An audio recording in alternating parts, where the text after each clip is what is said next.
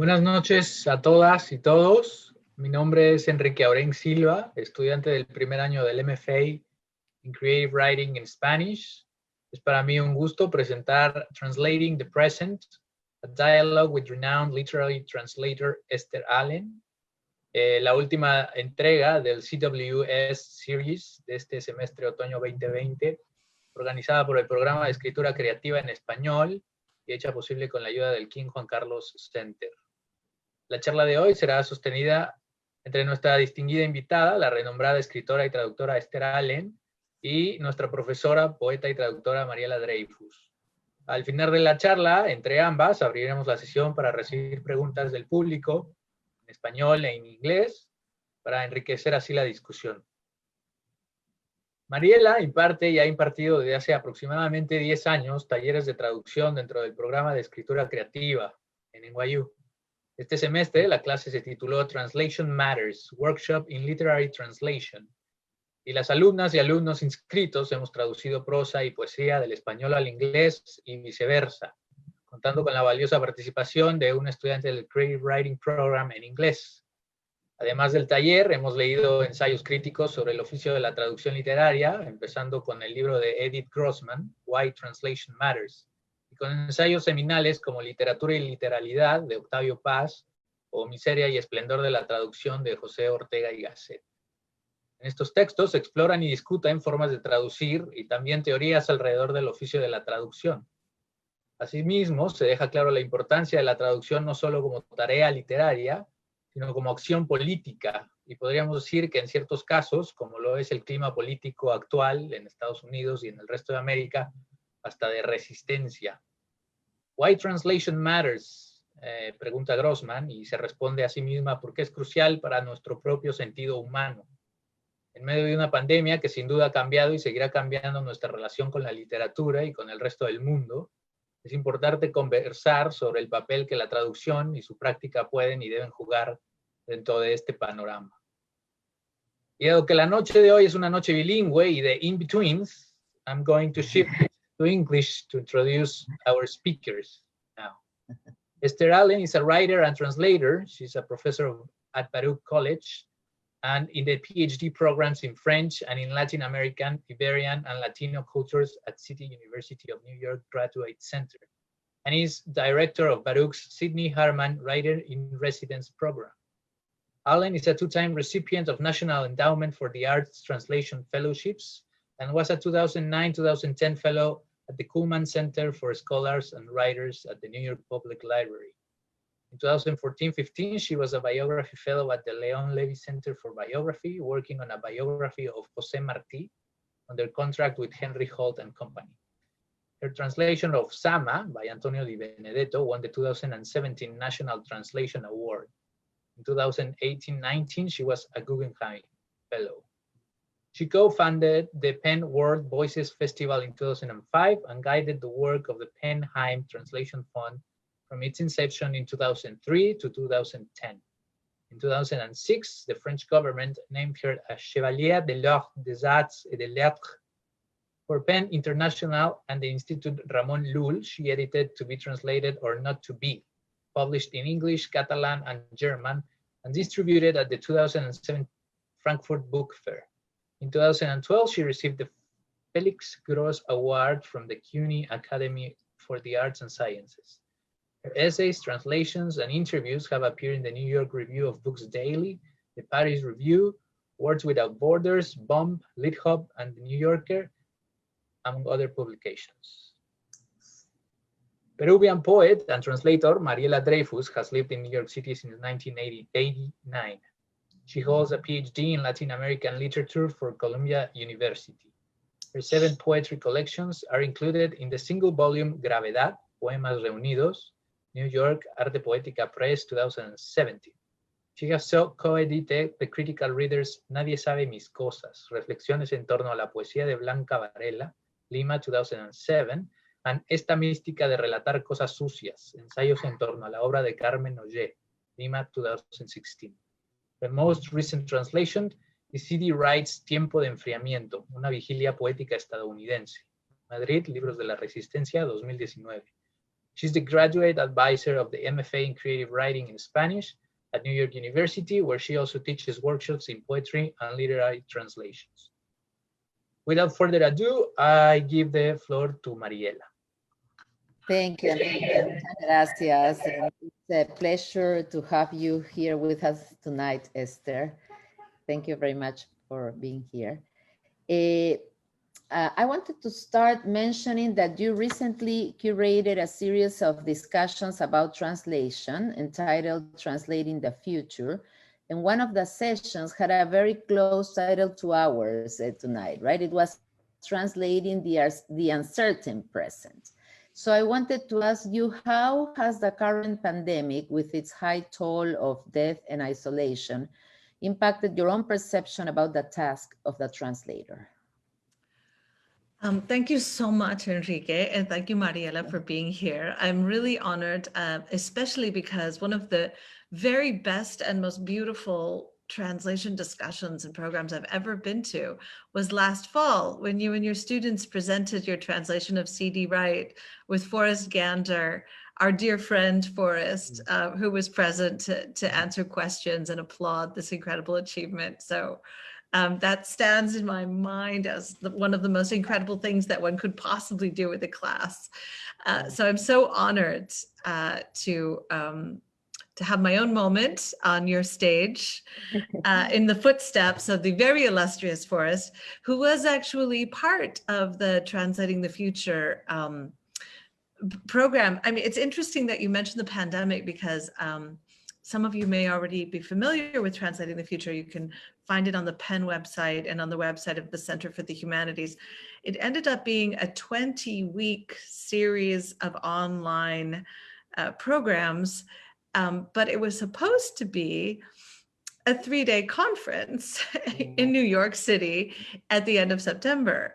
And what happened was we'd been planning it for 2 years, and we were planning it for 2020 because it was the 50th anniversary of a conference that was held in 1970 in New York, which might feel like a very long time ago to some of you, but doesn't actually feel like that long ago to me, although obviously it was 50 years.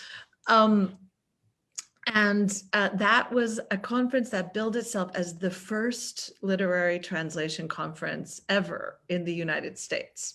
So I don't know if it really was, but I suspect maybe it probably was. Certainly on that scale it was. And it had many illustrious people. It had Isaac Bashevis Singer, Muriel Rukeyser, Irving Howe, just a long list of really big names. It attracted a lot of attention. There was an article in the New York Times about it. A book was published afterwards. And we thought that since there has been such a growth in interest in translation, especially I'd say in the last couple of decades, it'd be really interesting to do a conference that would just take stock of that 50-year period, look back at that conference and compare where we are now to that moment in time. And we'd been planning it for 2 years. And then in March, everything changed. And so it's one of these things where I still think would have had a lot more fun if we'd done a 3-day conference in person. And it would definitely have been so much less work.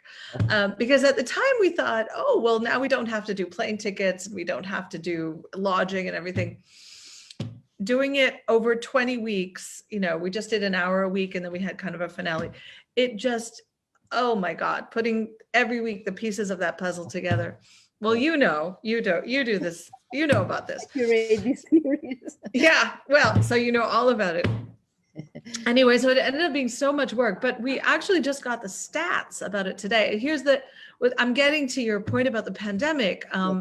Like, I think we all are experiencing very much, how much was taken away from us.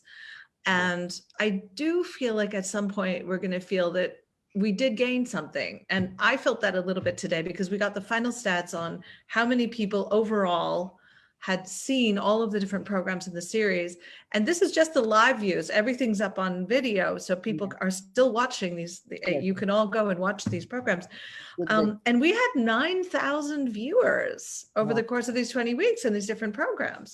So that was certainly infinitely more than we could ever have imagined, you know, for a 3-day live conference. And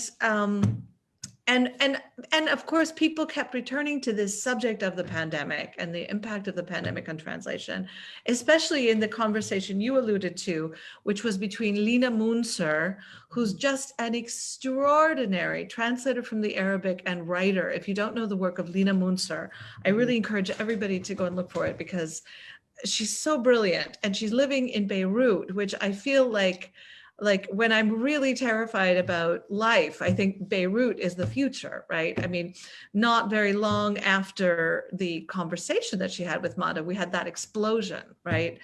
In Beirut, which, you know, she was thrown out of her bed by, right? Oh, yes. So Lina and Madhu were talking about how even as like this very paradoxical moment of the epidemic where even as everybody feels so isolated, there's also this sense that we're all going through this at the same time on a planetary level, which is, you know, even a war, you know, like even like a World War II, like, yes, at the same time, but there were some places where they just weren't affected by it, right? But here we have an event that in some sense, some places have handled it better than others, but there hasn't been any place that hasn't been impacted by it, right? And had to make big changes as a result of it and do things differently. So that seems like a moment that's really propitious to think in a different way about translation. You know, certainly the pandemic has translated in all different ways all over the globe. It's also about the dissemination of information, you know, and translation obviously participates in that and shapes it in our own country. We've seen how, you know, for example, there's been a lot of misinformation about the pandemic that has particularly circulated in Spanish language media. We've seen articles about that. So you know, I think it's a moment when people are thinking more globally and on top of, you know, I would sort of say people in the United States over the course of the 90s had sort of almost forgotten translation, right? English was the world language, we were the world. And then when 9/11 happens in 2001, you start seeing the beginnings of this incredible renaissance of translation, which is really the last 20 years. We've seen Words Without Borders, Asymptote, all of these magazines, all of these publishing houses, all of these endeavors. Now we even have a National Book Award for translation. You know, this emphasizes the value of it. Just as one little example, Words Without Borders says they have this Words Without Borders classroom. And since everybody went online, the use of their classroom, you know, which introduces school children to world literature, has gone way, way, way, way up, you know. So, so hopefully between these two catastrophes, you know, of 9/11 and the pandemic, people are becoming much more clear about what we do and the importance of it. Yes, and we also talked about the importance of Spanish within this context and acknowledging the fact that, yes, we are going to be the larger minority in this country, and yes, Spanish is here to stay. Well, I think, and that's come up a lot with the elections, right? The idea of, you know, this sleeping giant that somehow is always a sleeping giant, you know, always just about to be discovered, always just about to be awoken. And now more and more people seem to be ready to face the fact that it's not a sleeping giant. We are the second largest Spanish speaking country on earth. Exactly. That's the reality of the country, you know. Yes, yes.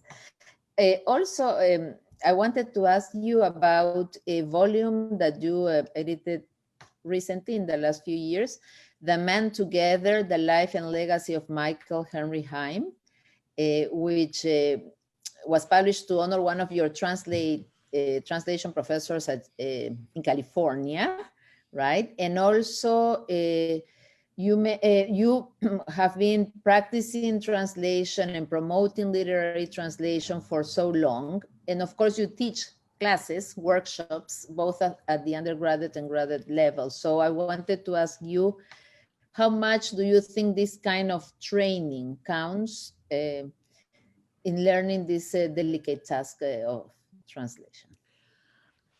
Okay, so 3 questions. Michael Henry Heim and translation. Well, I mean, they're all really linked because I'll just tell you a little bit the story of Michael Henry Heim, because I feel that my encounter with him, you know, there's a Jewish legend about how there are like 13 good people on earth.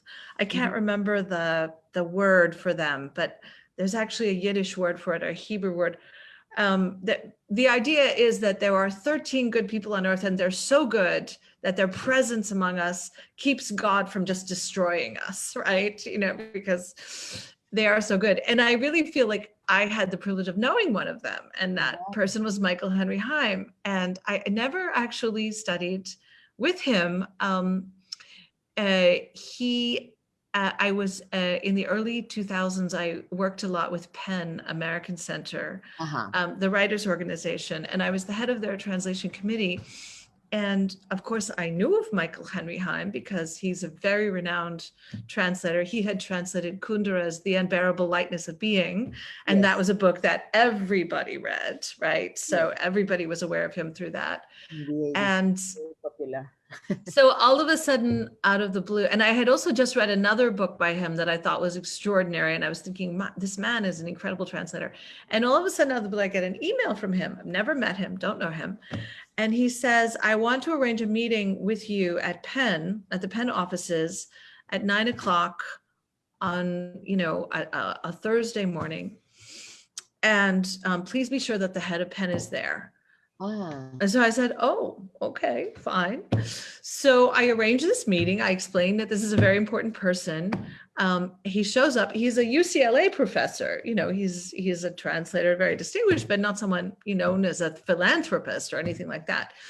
And he shows up at the office, and we're all sort of, well, why are we here? He's come directly from the airport. Of course, he had taken a red eye and shown up straight, taken the subway from the airport, comes to this meeting. And he says, this issue of translation in the United States, it's very important. We need to do something about it. And I am going to give PEN $500,000 so that we can do something about this issue. And everyone was like, what? Can you imagine? Like, no one had fundraised from this man. No one had asked him for any money. He just showed up and said he was going to give $500,000. And when he actually gave the money, he actually gave $734,000. What was this money? What was this money that he gave us? Well, it was money that came because his father was a Hungarian who came to the United States during World War II and enlisted in the US Army, as many people did, both because of ideology, you know, to combat fascism, and also as a path to citizenship. So his father came to the United States, married his mother, enlisted, and was killed. And in such instances, he was, I think, 3. He has almost no memory of his father. So the family gets a death benefit, right? When a soldier is killed, the family gets a death benefit. So they had invested that death benefit in 1945, and they had never touched it. And this was 2001. And it was $734,000. And he gave the entire amount to PEN.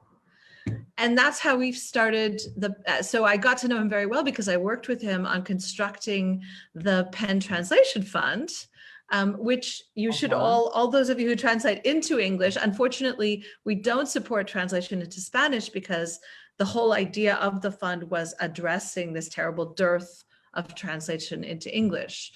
So those of you who do translate into English, you should all apply to the PEN Translation Fund, which has now been going strong for almost 20 years. And I think between the projects that we've actually supported, we supported one of the first translations of Bolaño into English. It's just had an incredible impact because even just the existence of the fund causes people to apply for it, to think of their own translation projects and apply. And even if they don't get the money, the project is already somehow underway, right? So they pursue it in a different way. And I really, the brilliance of his idea and the impact that it has had, is really, really extraordinary. And Michael believed absolutely that translation was something that had to be taught, that people could do it sort of, intuitively, that someone who was bilingual could perhaps, come up with fairly serviceable translations without actually studying it. But he was deeply convinced that anyone who is very serious about translation should study it, should teach it, that it was in some sense an academic discipline, which was something, he was trained as a linguist. So his fellow linguists were all like, oh, translation, it's nothing, it's silly, it's not serious, right? And he instead very much insisted that it was something that needed to be taught. And now look, it is being taught. Exactly. Yes. Wonderful. And also, I read a piece that you wrote for the Poetry Foundation magazine about a recent translation that Jessica Cheval did of Idea Vilariño's poetry, Uruguayan poet Idea Vilariño's poetry to English, which was the very first translation of Ideas in this country. And you mentioned something that I've been really nagging my students about the whole semester, how important contextualizing the author to the new readership is. And so I wanted, because what are the risks of mispresenting the author, both in his historical and literary context? So I would like you to elaborate a bit about this, because I think it is really important. I also think it's really important because in some sense, as a translator, you're building a connection between two cultures, right?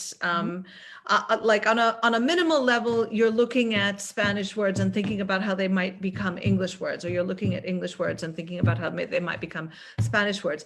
But in some sense, that's only like the tip of the iceberg. And what you're really doing, your real work, is trying to bring two cultures to a greater knowledge of each other, to a greater understanding of each other. And when I say culture, I mean also including the political history of those places.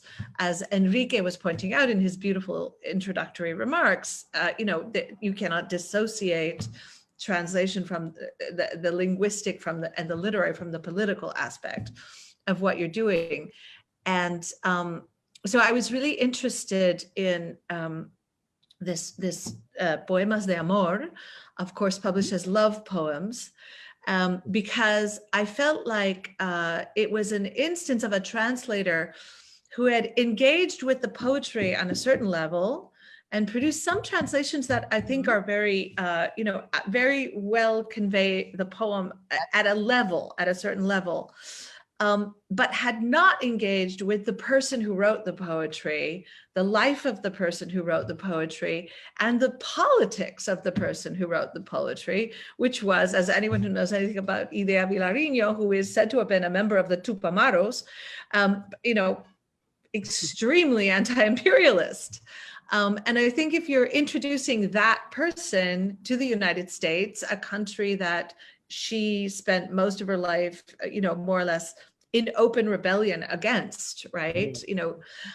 You have to think about how she would want that to happen, what the United States needs to know about her. You just have to be aware of all of those things. And I think that in this instance, the translator had sort of thought, well, these are love poems. I'm going to present them as this sort of romantic idyll, instance of disappointed romance. And in fact, the love poems are really also very political and have all kinds of political levels and tie in with her political activity. And I mean, there's even this incredible moment when Iria Villarino breaks up with her lover, Juan Carlos Onetti, because she's in bed with him. And then a bullet is fired in Montevideo that is meant to assassinate Che Guevara. And instead it kills one of her colleagues. So the phone rings and they summon her to a meeting. And Onetti says, "You can't go." And she says, "What do you mean I can't go? I'm going." And he says, "If you go, I won't be here when you come back." And that's the moment of like a kind of breakup between them. So yes, this is related to politics, right? On so many levels. So I think that as a translator, you do have a responsibility to the writer and to the public to bring in things like that.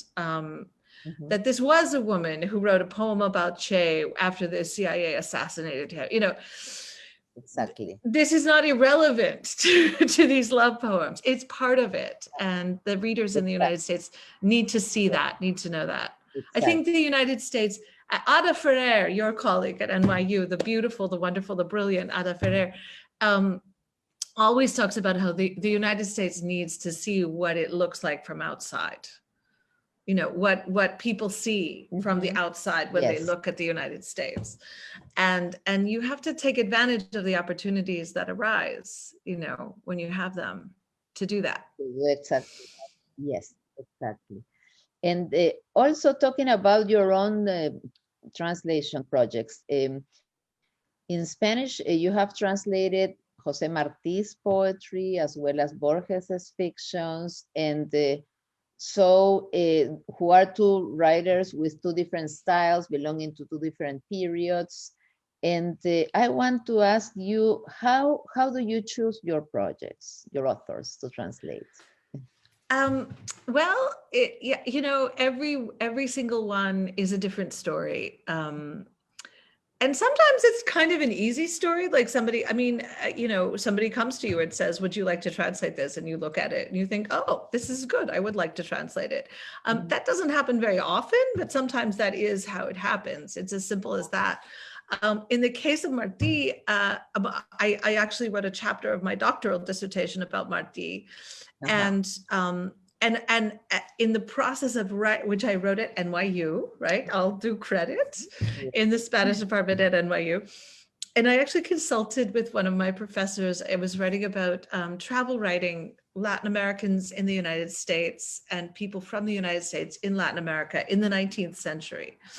And my professor, Alexander Coleman, also a translator, said to me, "I think you'll find lots of travelers from the United States to Latin America, but you're going to have a real problem with this, you know, two-part structure of your dissertation, because you won't find any Latin Americans who traveled in the United States." And he literally said that to me. And then, of course, the people that I found who traveled in Latin America are sort of minor figures in US history, right? Nobody really knows John Lloyd Stevens. Nobody really spends that much time talking about him.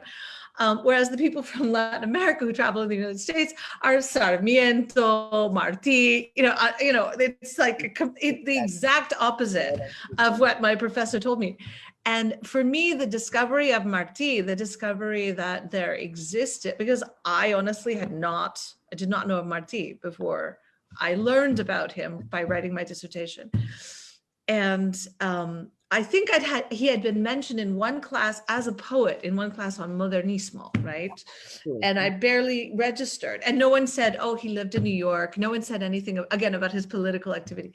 So when I learned about Martí, I was aghast that I could have been educated in the United States. And it's this figure who is, I think, as important to our history as Frederick Douglass, as, you know, I could list all of these people, and I'd never heard of him. And his writing, as important, as brilliant. His journalism about the United States, absolutely extraordinary.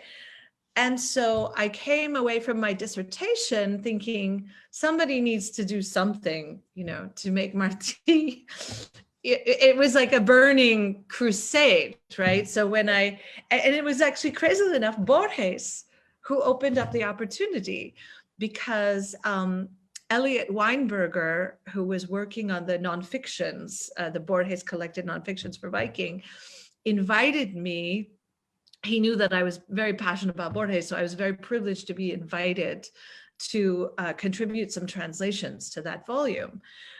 Borges, of course, really didn't think very much about Martí at all, but he does mention him once in Bustos Domecq. In Bustos Domecq, Borges and Bioy have this funny, stiff character who's sort of, pompously leftist in a ridiculous way. And he's always talking about la poesía de José Martí, and of course they're just mocking him, right? So that's the one connection between Borges and Martí, although they do have so much in common. But anyway, so I did this Borges project, and then the editor at Viking Penguin said to me, I mentioned Martí to him, and he was like, oh, we're trying to diversify the Penguin classics. Would you like to do a Martí?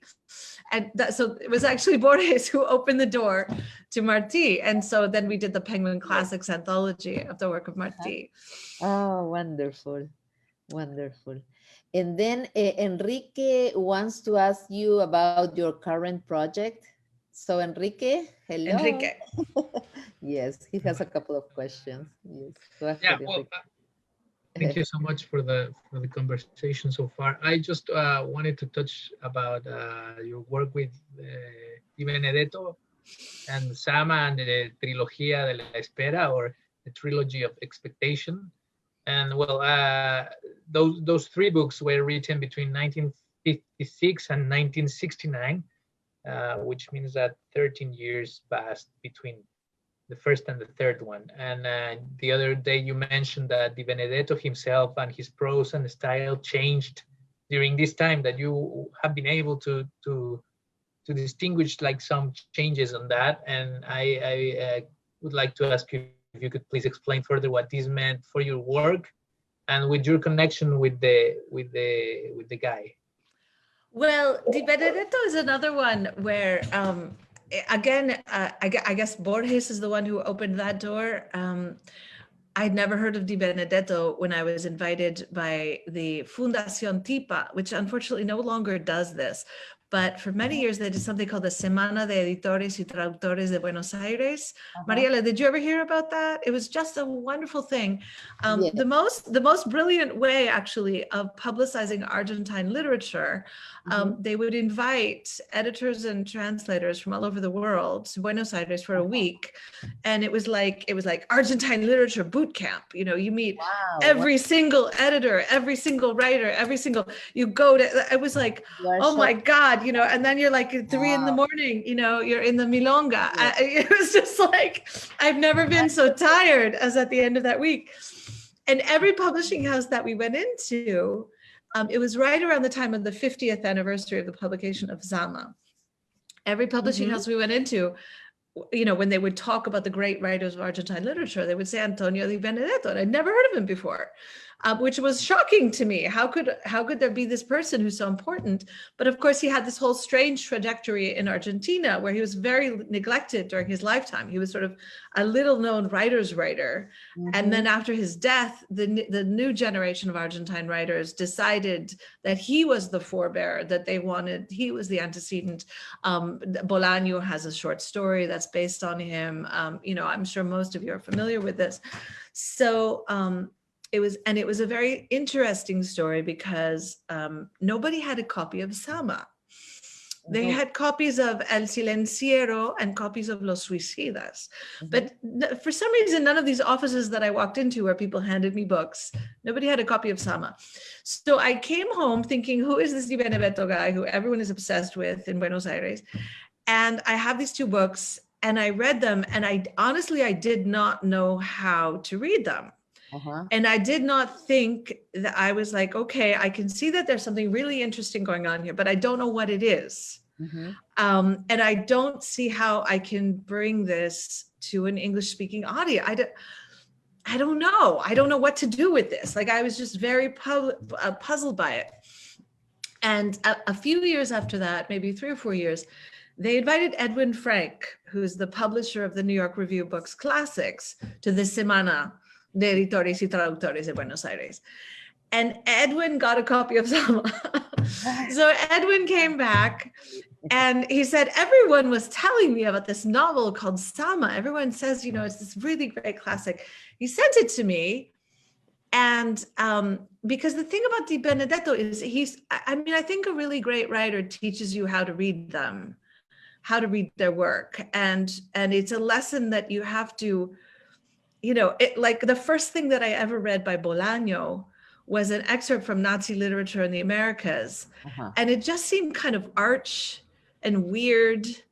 And like, when you come to it knowing how to read Bolaño, now I see so much in it, but when it was the first thing I didn't see it, I didn't see it. So Edwin sent me Sama and said, Edwin, who does not read Spanish, sent me Sama and said, what do you think of this book? And so I read it, and then I wrote him like this 10-page reader's report. And the first line was, this is a masterpiece. Wow. And so then, that we got launched on Sama, and then it took a very long time because of the film by Lucrecia Martel, exactly. Because Edwin had word that this film was coming out, and he wanted to sort of, get the timing right. And everyone was like, whatever happened to that translation? Whatever happened? And I was like, I finished it years ago, but, we're waiting on this film. And then finally, it just seemed like, how it is with films, like it just stretches on and on and on. And finally, Edwin was like, okay, we're going to publish. And it turned out the timing was perfect because we published, and then a year later, the film came out. So the people had a chance to shown in New York City at the film festival. I saw it. People had a chance. Oh, it's such such a phenomenal film. That film for me is like one of the great events of my life. Like to have lived through the translation of that novel and then to see what Martel did with it. And I want to write something about it because I think it's absolutely unique in that the film and the novel, they don't replace each other. They're like two parts of a single masterpiece. If you read the novel, so much more about the film, and if you see the film, so much more about the novel, and they form like a single whole in some way. It's like a single continuous work of art. I honestly can't think of any other instance of that. That's how it struck me anyway. So that was an incredible experience. And then I returned to these other two books that had struck me as so opaque and so obscure. And I reread them. And now Di Benedetto has taught me how to read him. So I understand this terseness, these silences, that the most important things are not the things that are said, but the things that are not said. I've learned how to parse this, right? And so now, and I feel like readers now in English, because Sama has come out and people have formed this idea. But the thing is that Di Benedetto reinvents language. He kind of reinvents everything with every work, So to have translated Sama, which is set in the late 18th century, we had this conversation about, when you translate a single writer, like, does it get easier? Does it matter? And with Di Benedetto, no, because Sama has this whole problem of archaic language and the particular voice of that particular character. And then El Silenciero is set in the 1950s. It's a totally different rhythm. You can see in certain ways that it's the same writer, but the way the language moves and operates is so different. So you have a whole different set of problems. But I do want to say one thing. I did one thing with Sama that was very strange and that I had to fight with the editor about, but where Sama uses the word Americano, I was in a quandary, because if you're publishing a book in the United States and people see the word American, that means one thing to them, of course, right? And I know I was not prepared to read some, Goodreads review where it says, Sama is from the United States, but he's in, he's stuck in Paraguay. Like I just was not prepared for that, right? And also I just wanted to stress like the larger meaning of that word, right? And so, but of course you can't do, so anyway, I ended up just leaving it in Spanish, Americano. When he says un americano, I just have Americano because it's visibly American, but it says to you, this has a different meaning here. This is not you, Yankee guy, from Boston. This is not you. This is something else. And it was funny because at the time I wasn't really thinking about how this was going to track through all three books. But something I noticed that's really interesting is that in El Silenciero, which happens in the 1950s, he never says America, he says Latino America. So what for Sama in the end of the 18th century is America has become Latino America, like just a category of America, not America itself. And it's tracks in the language from the very first thing. And when he uses Americano in El Silenciero, it means someone from the United States. Wow. It means American in the English sense. And so you can use it in English then. So then it corresponds to the US reader's expectation, and obviously I'm going to contextualize it so that I will point that out to people, what is happening between those two books. But it's one of the things that's interesting about conceiving of these books as a trilogy.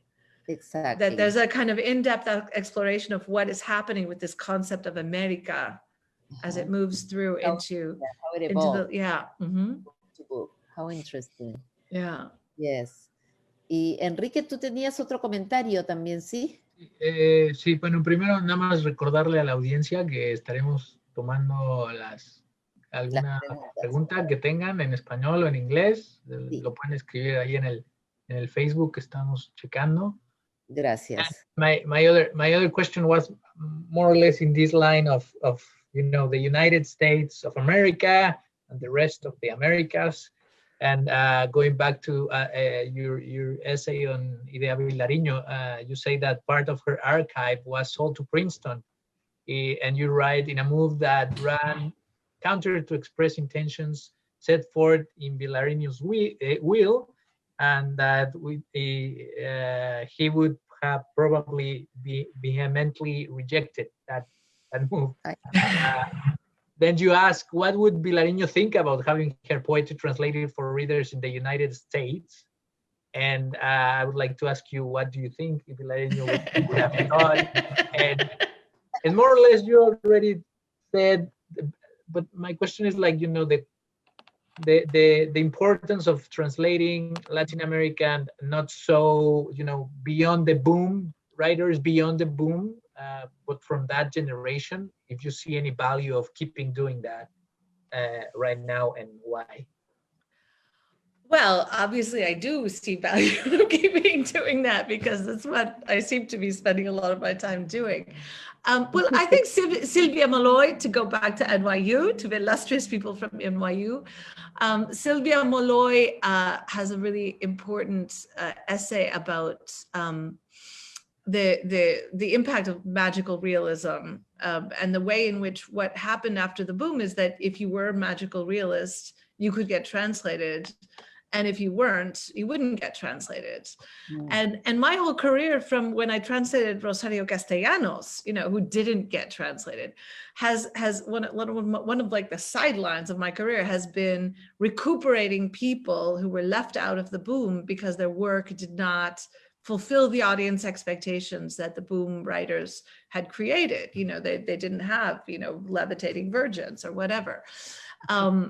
And I think that work is very, very important. In some sense, because these people had the courage to not yield to the marketplace, they were following fiercely individual visions, and they weren't just trying to give the literary marketplace whatever it wanted. And I think that's one of the reasons why their work has stood the test of time, why as the years go on, they've been more and more admired by younger generations of Latin American writers. And they also tended to be people who really were very fiercely political and paid a price for it.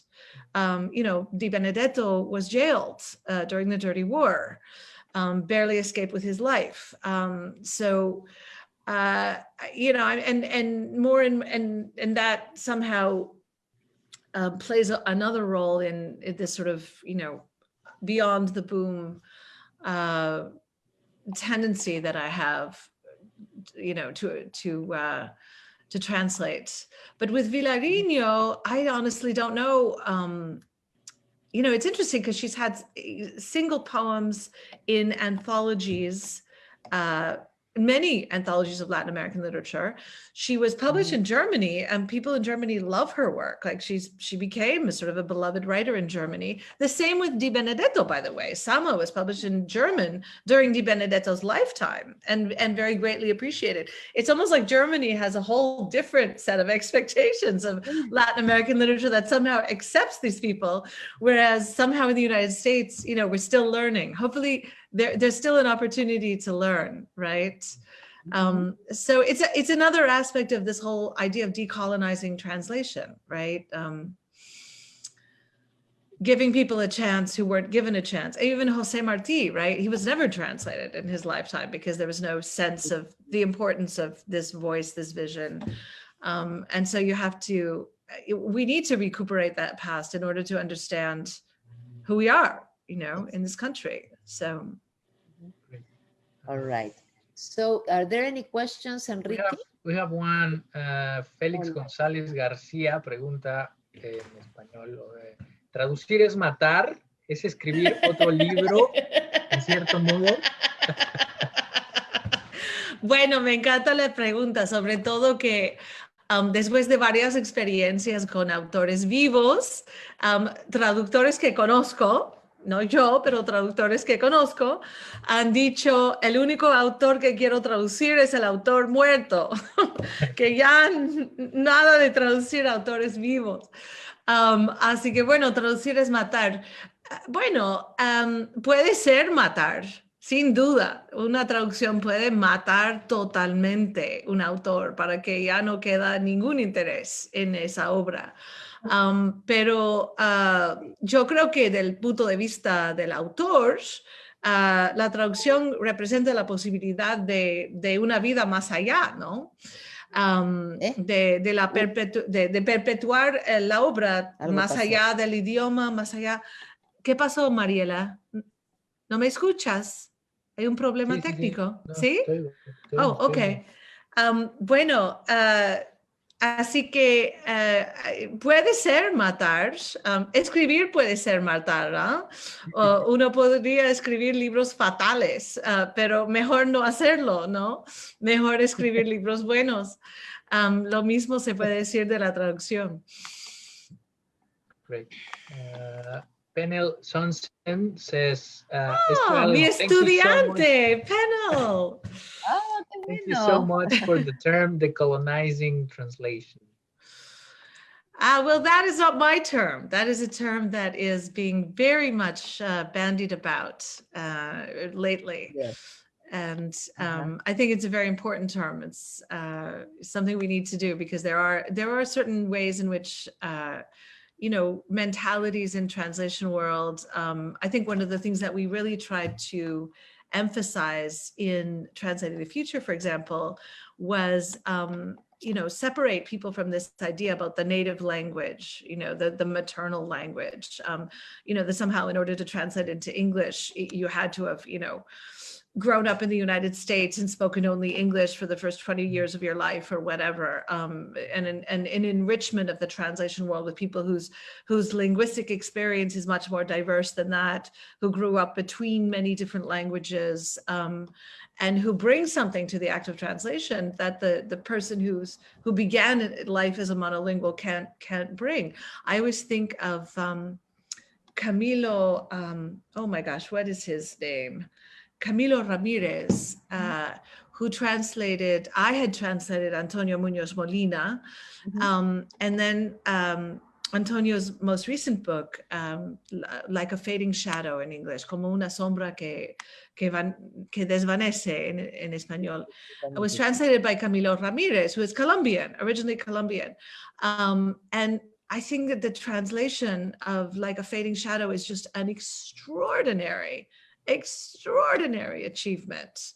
And it is so greatly enriched by when I read it, you know, I'm very attuned to the texture of translation. I think anybody is. You can feel that this is coming out of Spanish in a sort of a deeper way, I think. There isn't this need to sort of naturalize the English to the same extent. You know, and I think it makes the book so memorable and so beautiful. I think it's one of the great neglected books of the last few years, that novel by Antonio Munoz Molina, which not coincidentally is about the assassination of Martin Luther King, you know, so it's this, you know, it's all intertwined, right? Exactly. Yes, totally. Sí, sí. Tenemos la última de Tamim Soda, que dice: hola estimados, gracias por el evento. Una pregunta: ¿cuál ha sido el mayor desafío y por qué de traducción que le ha tocado a Esther Allen? Esto es muy fácil. El escritor más difícil que he traducido y a quien cada vez que vuelvo a su obra me digo, ¿cómo hice esto? ¿Cómo era posible que haya traducido esto? Es sin lugar a dudas José Martí. Por ser decimonónico, por ser lleno de alusiones a muchísimas cosas que ya no existen, de las que nadie se acuerda, que se tienen que investigar, por haber desarrollado una prosa, porque todo el mundo piensa en la poesía de Martí, que es una poesía muy supuesta, versos sencillos, ¿no?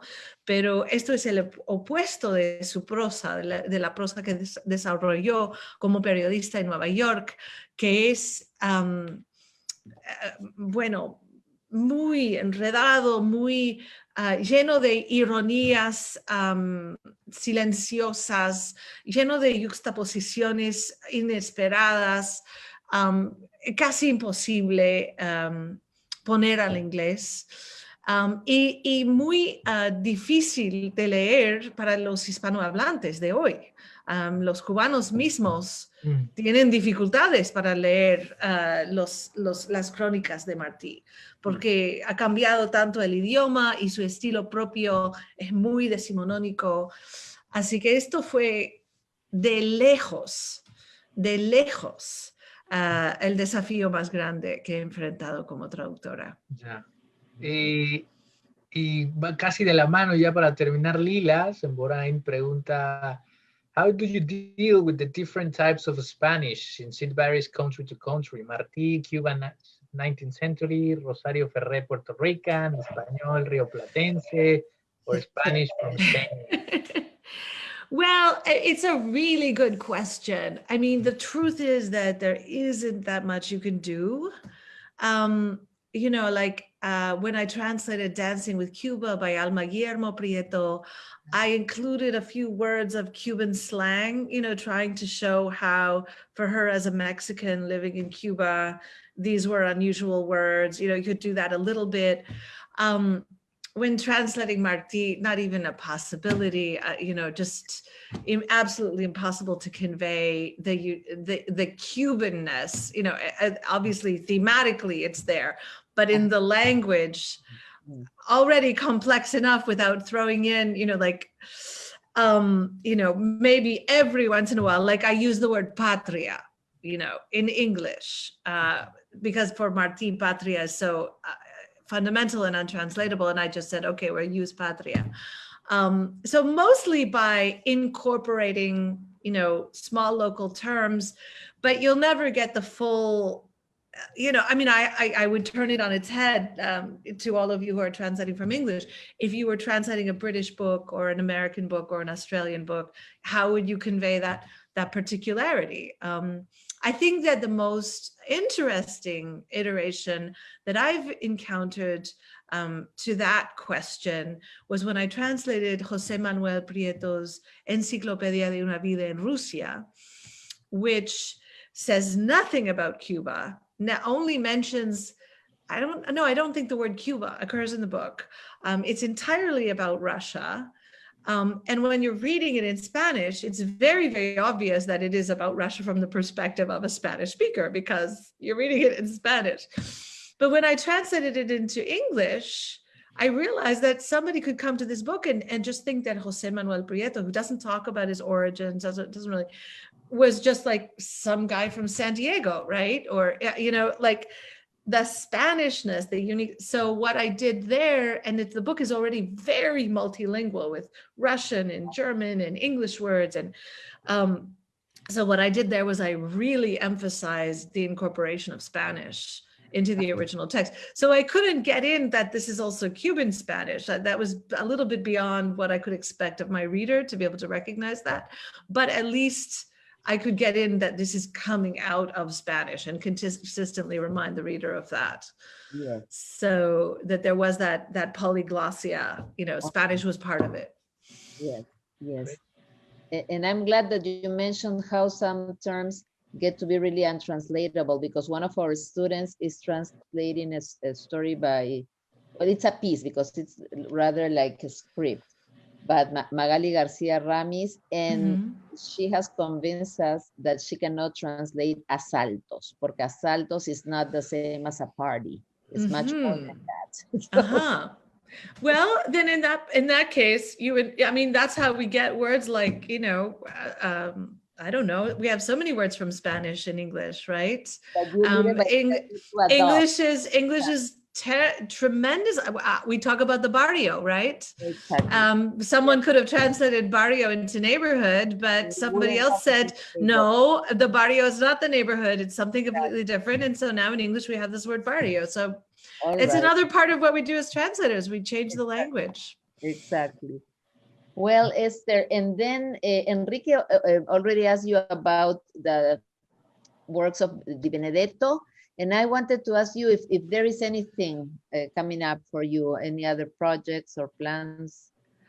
Well, I'm very deep in this biography of Jose Marti that I'm writing, which it's actually a very usual trajectory that a translator then becomes a biographer.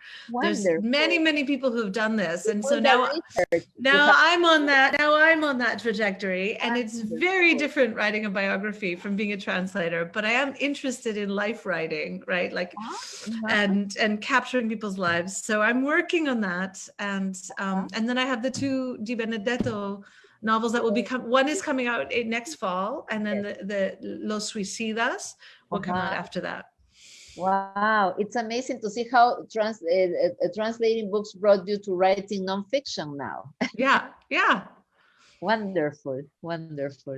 Well, again, Esther, thank you so much for this conversation, and I think everybody learned so much from it. Well, thank you. It's been a real pleasure. Pennell, thank you so much for coming. Pennell is one of my star students from Baruch, so I'm so excited. And she now has a budding career as a translator. She's doing a lot of interesting things, so it's great. Wonderful. So good night, everybody, and thanks for being with us tonight. Bye-bye. Bye. Bye.